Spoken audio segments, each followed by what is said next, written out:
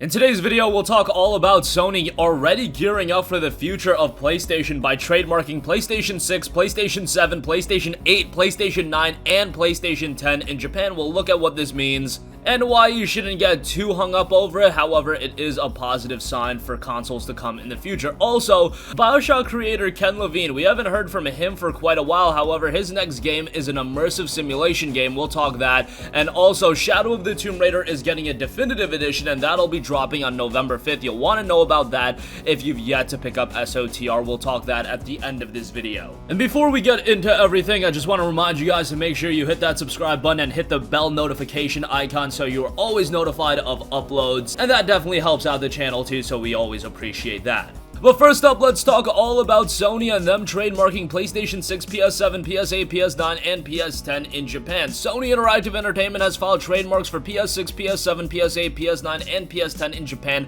likely as security for future PlayStation platforms. They regularly trademark future PlayStation platforms, however, they're doing this very early on, and they're doing a bulk trademark instead of just going and trademarking one console. To give you guys an idea, PS was just trademarked in 2000 and it was released in 1994. I imagine it actually took some work getting the trademark of PS, but then PS2 was trademarked in 99, released in 2000, PS3 trademarked in 05, released in 2006, PS4 trademarked in 2006, released in 2013, PlayStation 5 trademarked in 2006 as well, and now it'll be released in 2020. Obviously, they're getting a little bit of a jump start on this, given that they're trademarking PS6, PS7, PS8, PS9, and PS10. Honestly, who knows if I'm even alive by the time of the release of the PlayStation 10, let's hope so. But the world is of course gonna be a completely different place by the release of the PlayStation 10. Sony nor can anyone else really predict what's gonna happen in the next 20 to 30 years by the time we get to a PlayStation 10. So if we're looking at 6 to 7 years per console to get to the PS10, it would be what, around 35 years? Given that we still have to go to the PlayStation 5 life cycle, then we have to go to the PS6, PS7, PS8, and PS9. If each of those were 7 years,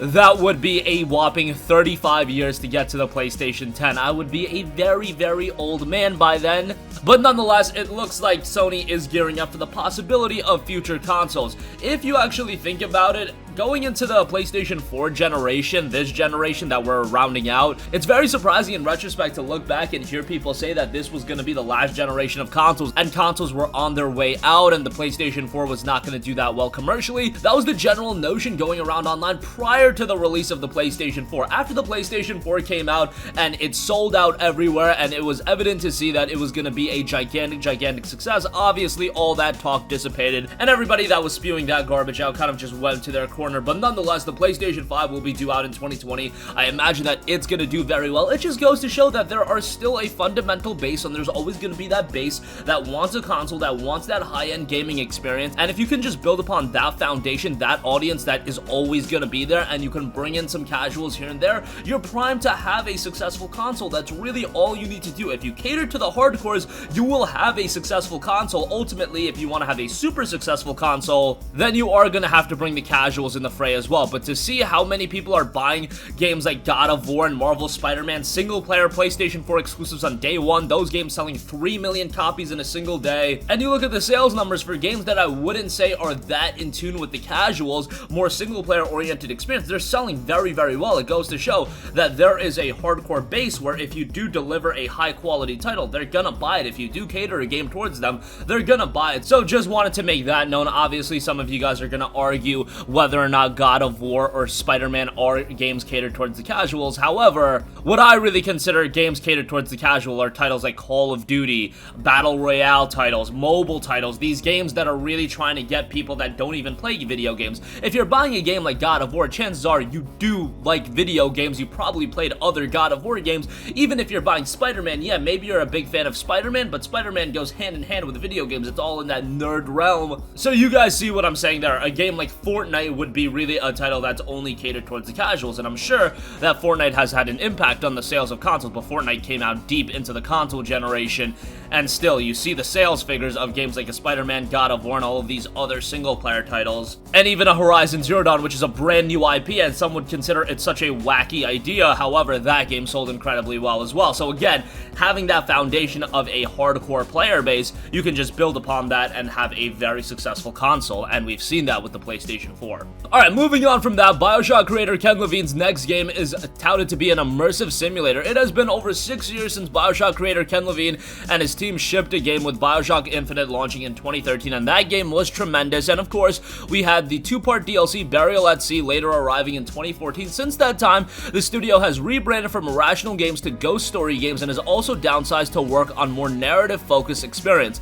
Levine, still the company's president, hasn't shielded away the fact that he has ideas for what he'll be doing next, but we haven't seen or heard specifically about the shape that this new project will take. As of now, it seems like we have one piece of information. It was confirmed that Ghost Story's upcoming game is an immersive simulator. The job listings for the studio don't go on to mention any other specifics about the game, but it does request that applicants be familiar with shooters and action RPGs in addition to the immersive sim genre. Maybe Ken Levine is trying to do something unique and trying to combine a mixture of genres, because he is looking for people with experience on shooters, action RPGs, and immersive sim genres, and all of those genres really could go hand in hand to create its own compelling experience. Whatever the case may be, I really wanted another BioShock. I thought BioShock was a franchise with a lot of legs to it. I loved BioShock 1, I loved BioShock 2, BioShock Infinite was probably my favorite game in this series, and unfortunately, I don't know if we're ever going to see BioShock again. Hopefully, at some point we do, but it's been over 6 years since the last BioShock release. So at this point, Ken Levine, Irrational Games, now Ghost Story Games, probably should move on, and they've downsized as a studio, so you can't really have an undertaking even if you were trying to create a spiritual successor to BioShock, since I do believe 2K owns the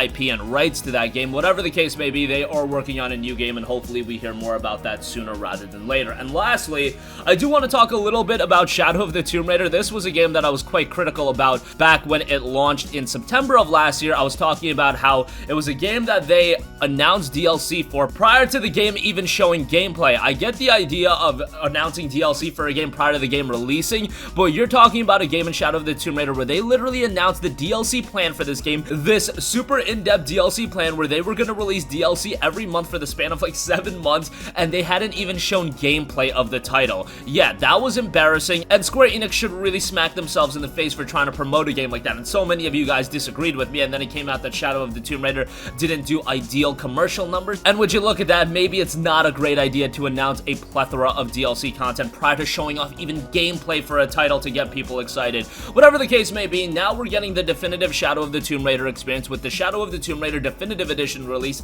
and that'll be coming November 5th. Shadow of the Tomb Raider Definitive Edition includes the base game, all 7 post-launch downloadable contents, and a new outfit. Users who already own the game and Season Pass can download the Definitive Edition's additional outfit free of charge from their respective platform store. Now, Shadow of the Tomb Raider I thought was actually a really good game, and it went on sale rather quickly after coming out, and I was expecting that a Definitive Edition would be released at some point, and here we have it. Thankfully, it's not being priced at $60, not even being priced at $50. It's going to be a $40 budget release, and yeah, that is a great price, but I think ideally you would want to wait until a sale, maybe even during Black Friday. Shadow of the Tomb Raider Definitive Edition will be down to $20, and if you can get SOTR and all of the additional content for just $20, hell yeah, that is a great buy, and I would highly recommend to pick up SOTR at that point. I've been recommending to check out SOTR at $20, which it's regularly available for, because I think the game is really good. I don't think it's quite as good as Rise of the Tomb Raider, but I thought Rise of the Tomb Raider was a tremendous game, so that's not me really harping on the game, rather my thoughts on ROTR being an elite level game. Whatever the case may be, if you've yet to check out SOTR,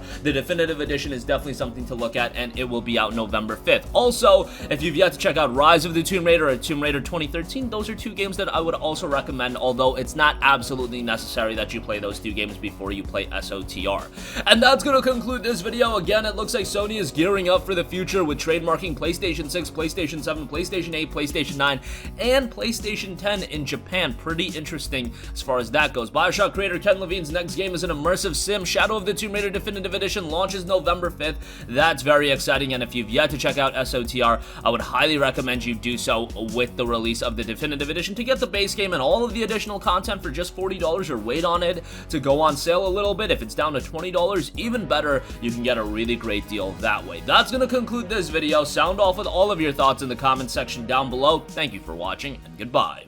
Hey guys, we hope you enjoyed the video, and if you did, make sure to hit the subscribe button, and if you're already subscribed, do us a favor and hit the bell icon. This way you'll be notified whenever we post a new video. That's the best way to keep up with all of our uploads, and we usually try to upload 2 videos a day. And with the bell icon hit, you'll be notified whenever we do upload a video. As always, thanks for watching.